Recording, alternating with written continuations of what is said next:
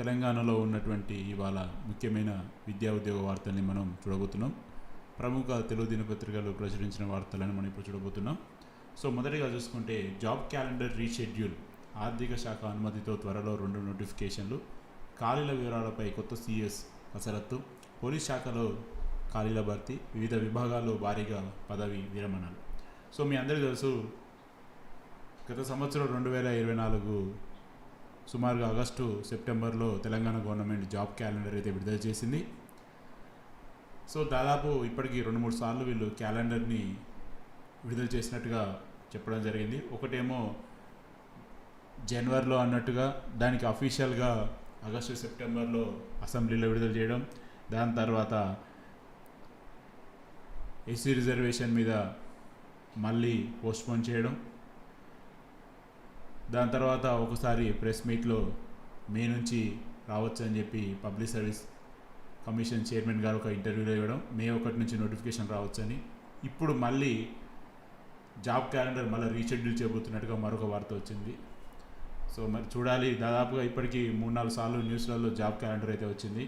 So ఫైనల్గా ఈసారైనా ఒక పర్ఫెక్ట్ జాబ్ క్యాలెండర్ రావాలని మనందరం ఆశిద్దాం. సో ఇక మనం ఒకసారి న్యూస్లో ఏమేమి పాయింట్స్ వీళ్ళు కవర్ చేశారని చూద్దాం.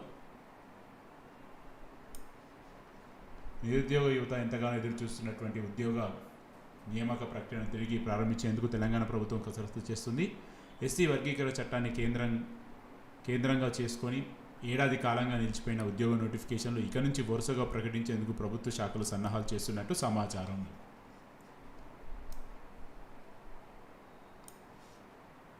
రాష్ట్రంలో అధికారాన్ని చేపట్టాక విడుదల చేసిన జాబ్ క్యాలెండర్ని రీషెడ్యూల్ చేసి ఆ షెడ్యూల్కు అనుగుణంగా ఉద్యోగ నియామక నోటిఫికేషన్లు ఇవ్వాలన్న పట్టుదలతో రాష్ట్ర ప్రభుత్వం ఉన్నట్లు తెలుస్తుంది. నోటిఫికేషన్ రీషెడ్యూల్ జారీకి సంబంధించి ముఖ్యమంత్రితో పాటు మంత్రుల బృందం ప్రత్యేకంగా సమావేశమై స్పష్టమైన కార్యాచరణ రూపొందించాలని ప్రతిపాదించింది. వచ్చే 4-5 మాసాలలో వీలైనన్ని ఎక్కువ నోటిఫికేషన్లు జారీ చేసి ఉద్యోగాలు భర్తీ చేయాలన్న లక్ష్యాన్ని నిర్దేశించుకున్నట్లు సమాచారం. ప్రభుత్వ శాఖల్లో గత ఏడాది కాలంలో పదవి విరమణ చేసిన వివరాలను తెప్పించాలని, అందులో కీలకమైన శాఖలను వాటి ఖాళీలను భర్తీని ప్రథమ ప్రాధాన్యత ఇచ్చి భర్తీ చేయాలని ప్రతిపాదించినట్లు సమాచారం.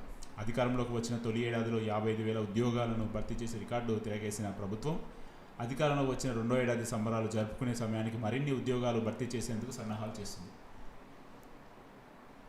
ఎస్సీ వర్గీకరణ చట్టంతో ఆగిన ప్రక్రియ. 2024 సంవత్సరానికి సంబంధించి తెలంగాణ ప్రభుత్వం పెద్ద ఎత్తున ఉద్యోగాల భర్తీకి ముందస్తుగానే ప్రణాళికలు రూపొందించింది. మొత్తం 20 నోటిఫికేషన్లు జారీ చేసి వివిధ ప్రభుత్వ శాఖల్లో నియామకాలు చేపట్టాలని లక్ష్యంగా పెట్టుకుంది. అయితే ఆ సమయంలో షెడ్యూల్ కులాల ఉపవర్గీకరణ విషయంలో సుప్రీంకోర్టు తీర్పు రావడంతో కొత్త నియామకాలు బ్రేక్ వేసింది, కొత్త నోటిఫికేషన్ నిలిపివేసింది. ఫలితంగా సెప్టెంబర్ 2024 నుంచి నియామక ప్రక్రియ పూర్తిగా నిలిచిపోయింది.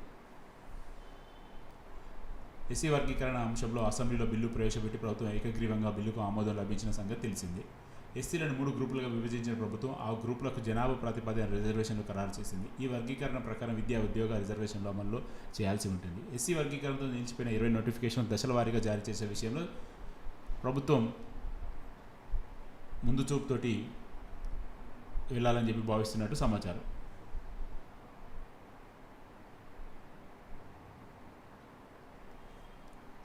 గ్రూప్స్ పోలీస్ గురుకుల ఉద్యోగుల తర్వాతే ప్రభుత్వం ప్రకటించిన షెడ్యూల్ ప్రకారం ఏప్రిల్లో పోలీస్ విభాగంలో నియామక ప్రక్రియ మొదలు కావాల్సి ఉంది.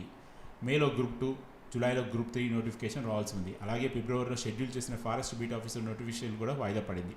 ఇవన్నీ ఎస్సీ వర్గీకరణ కారణంగా ఆలస్యమయ్యాయి. ఇప్పుడు మళ్ళీ వీటిని షెడ్యూల్ చేయనున్నారు. అలాగే గురుకులాలు, సింగరేణి కాలేజెస్, ఇంజనీరింగ్ విభాగంలో నియామకాలు కూడా త్వరలో ప్రకటించే అవకాశం ఉంది.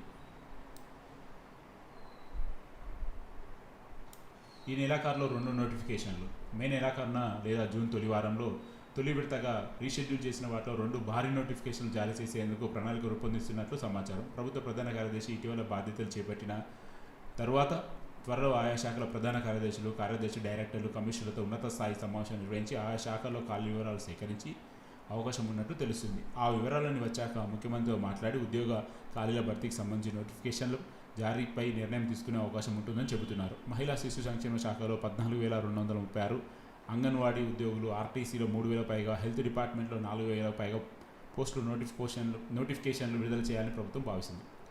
ఆర్టీసీలో 3,000 పైగా పోస్టులకు ఇప్పటికే అనుమతి లభించిందని ఆర్టీసీ ఎండీ వెల్లడించారు. ఈ 3 విభాగాల నుంచి మొదట విడుదలలో నోటిఫికేషన్స్ వస్తాయని ప్రభుత్వం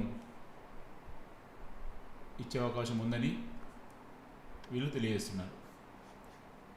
సో ఓవరాల్గా ఫస్ట్ వచ్చే నోటిఫికేషన్లు వీళ్ళు చెప్పేస్తున్నారు. ఆల్మోస్ట్గా హెల్త్ డిపార్ట్మెంటు, ఆర్టీసీ డిపార్ట్మెంటు, అదేవిధంగా మహిళా శిశు సంక్షేమ శాఖ. సో ఈ 3 వస్తున్నాయని చెప్తున్నారు.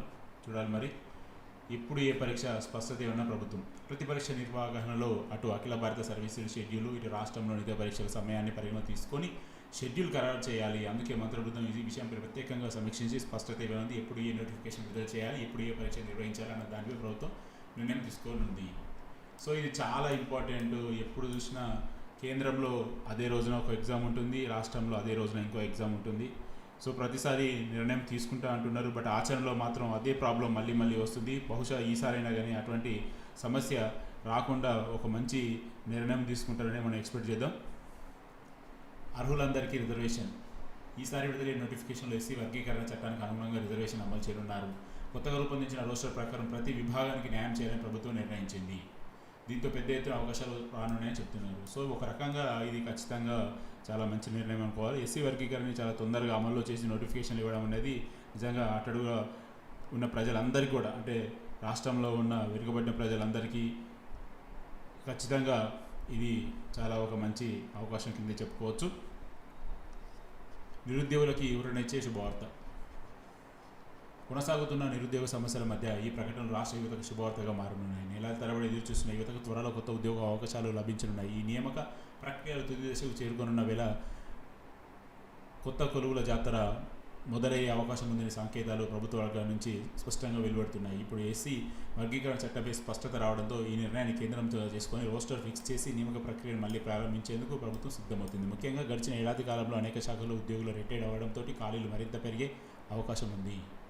సో ఓవరాల్గా ఒకసారి చూసుకుంటే నెలకి యావరేజ్గా ఒక 1500 నుంచి 2000 మంది రిటైర్మెంట్ చూసుకున్న గడిచిన సంవత్సరంలో దాదాపు 30,000 మంది ఉద్యోగులు పదవి విరమణ చేసినట్టుగా ప్రభుత్వ వర్గాలు చెప్తున్నాయి. సో ఈ 30,000 పోస్టులని కనుక అన్ని డిపార్ట్మెంట్లలో వీళ్ళు అనుకున్నట్టుగా ఇప్పటివరకు ఖాళీలని కనుక ఈ లెక్కలో తీసుకుంటే మాత్రం చాలా జాబులు వచ్చే అవకాశం ఉంటుంది. నోటిఫికేషన్లో భారీ సంఖ్యలో పోస్టులు పెరిగే అవకాశం ఉంటుంది. మరి చూడాలి ఇది ఎంతవరకు ఆచరణలోకి వస్తుంది అన్నది. సో ఇది ఫ్రెండ్స్ ప్రస్తుతానికి ఉన్నటువంటి ఇంపార్టెంట్ అప్డేట్.